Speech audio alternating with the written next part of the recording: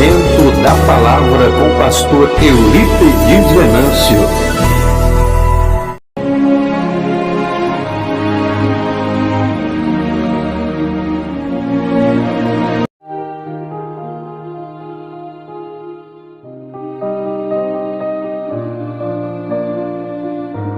Página 161, Zacarias, em o esforço em alimentar a esperança. E falando aqui sobre Malaquias, a gente conclui esta parte, página 171, aonde eu falei aqui que basicamente aqui esse Malaquias e Malaquias, se existe alguma dúvida do tempo em que estava presente aqui, qual foi o tempo que escreveu o livro de Zacarias, nesse livro aqui nós não temos nenhuma dúvida, o tempo em que Malaquias viveu. Por que que nós sabemos? Porque se em Zacarias existia ainda o culto, se não existia ainda uma forma de culto ainda estabelecida, estava meio difícil, estava meio que capenga, lá no livro também do profeta Ageu, estava precisando estabelecer o culto, lá estava terminando de construir o templo, Deus estava os animando, então esse mesmo problema aqui não vai acontecer no livro de Malaquias, está havendo culto, está tudo tranquilo, está tudo normal, eles estão no templo, tem o sacerdócio está em pleno exercício, o que não estava acontecendo nos dois livros anteriores. Então, se havia alguma dúvida, este livro aqui, por exemplo, de Malaquias, não existe nenhuma sombra de dúvida que ele escreveu esse livro logo após aí a vida e obra de Neemias e Esdras, porque o culto estava em plena ascensão e nesse outro período ainda anterior a isso estava precisando ser restabelecido o culto. Outra coisa digna de nós estarmos enfatizando, e nós já estamos concluindo aqui, meu amigo pastor Ribamar já se assentou ali e ele vai estar daqui a pouquinho ministrando para a turma dele também. Meu amigo, meu companheiro está ali, Deus abençoe, louvado seja o nome do Senhor. Então, queridos, o que precisa ficar claro? Pastor, e de onde veio? O interessante, queridos, é que esse profeta aqui, diferentemente de todos os outros profetas menores e até dos profetas maiores, nós não vamos conseguir identificar de onde ele veio.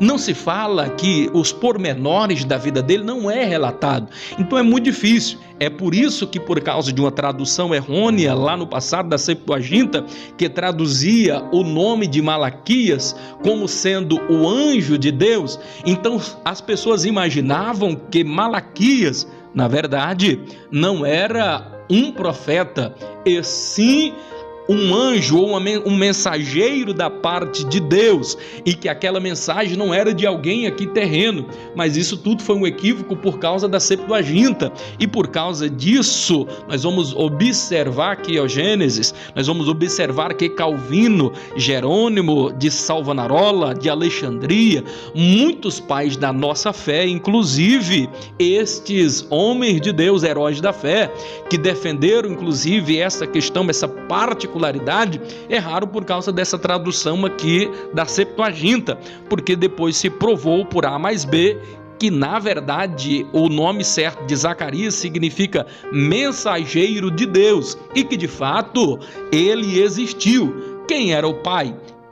De onde ele veio? De qual era a tribo? São questões mais difíceis que nós temos aqui de responder e até mesmo de falar. Mas por que é que, na verdade, Malaquias não se preocupa em dizer de onde ele veio, quem era a sua família, quem era a sua tribo? E vocês lembram que das 4 principais interrogações que nós precisamos fazer ao estudar os livros dos profetas menores e maiores, sobre aquela questão: quem escreveu, onde escreveu, por que escreveu e para quem escreveu?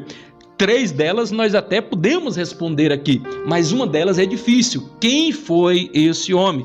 De onde ele veio? Vamos ter dificuldade. Mas o que importa aqui é que Malaquias, ele tinha sim uma missão, ele era mensageiro de Deus, porque o seu próprio nome o fala a respeito disso. Quem era Malaquias? Ele era um anônimo de Deus. E por que ele era um anônimo de Deus? Porque mais importante do que o mensageiro era a mensagem que o mensageiro trazia, a mensagem do próprio Deus. Ele não estava preocupado com fama, ele não estava preocupado em fazer o nome dele conhecido e notório, não. Ele estava preocupado em transmitir a mensagem.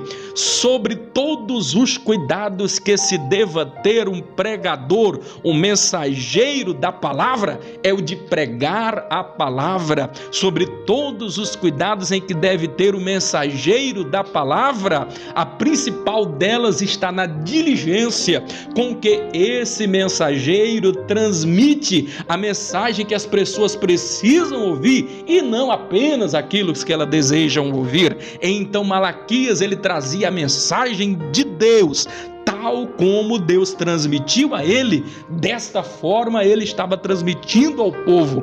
Finalizando aqui, não temos tempo para conjecturar o que você precisa saber aqui a respeito de Malaquias e ficar gravado para efeito de prova. Esse livro aqui ele vai estar classificado em 8 audiências. Se você for observar, se você já foi em um tribunal, acontece as audiências. Então acontece aqui 8 audiências. Nessa audiência, em todas elas, Deus vai falar 2 vezes e o homem vai falar 1 vez. Então primeiro Deus faz uma afirmação, o homem faz uma pergunta e Deus faz uma refutação. Quer ver como é que ele fala? Ele fala assim: olha, eu vos amei. Aí ele está afirmando, é uma afirmação dentro dessa reunião, dessa sentença que vai ser proferida aqui agora. Então nessa audiência o homem vai dizer assim: mas em que o Senhor tem nos amado? Aí Deus ele vai dizer: olha, eu lhe amo por isso, por isso e por isso. Você quer ver uma outra oportunidade? Deus vai fazer uma afirmação, vai dizer assim: vós tem me roubado. Aí o homem vai fazer uma outra pergunta: em que nós temos lhe roubado? Aí ele vai dizer: nos dízimos, nas ofertas. Então vai ter 8 audiências aqui em que Deus faz uma afirmação, o homem faz uma interrogação e Deus vai refutar aquilo que o homem falou, mostrando que ele não tem conhecimento de causa e que ele é um justo juiz. Finalizando aqui, deixando um grande abraço a todos vocês. O livro aqui de Malaquias, ele vai deixar aqui um pensamento muito forte a respeito da ética que todos nós precisamos ter.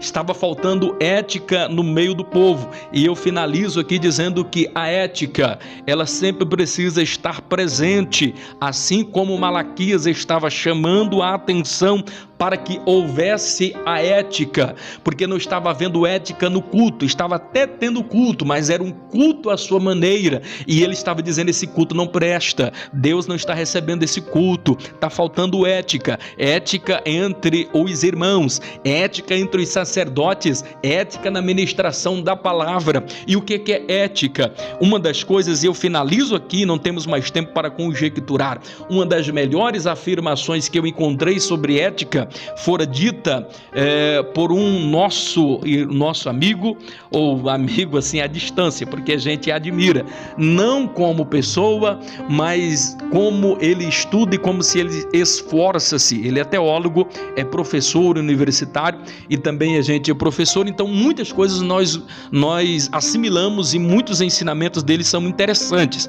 dentro da visão que ele conhece de conhecimento, de educação, apesar que sendo cristão, ele tem muitas coisas que eu não concordo com ele, mas esse homem ele faz uma definição sobre ética que eu preciso aqui dizer que eu achei fantástico. E por que é fantástico? Porque todas as afirmações desse homem, que são as melhores, é quando ele pega do apóstolo Paulo, e o nome dele é Mário Sérgio Cortella, e ele faz a definição de ética dizendo assim: o que é ética? Ética é eu quero, eu devo e eu posso.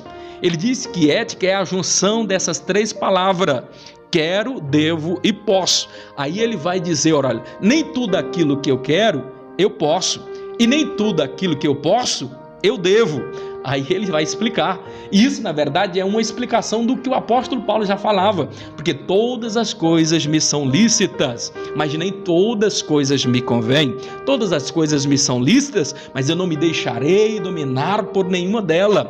Quando é que aquilo que eu quero, aquilo que eu posso, vai casar com aquilo que eu devo fazer?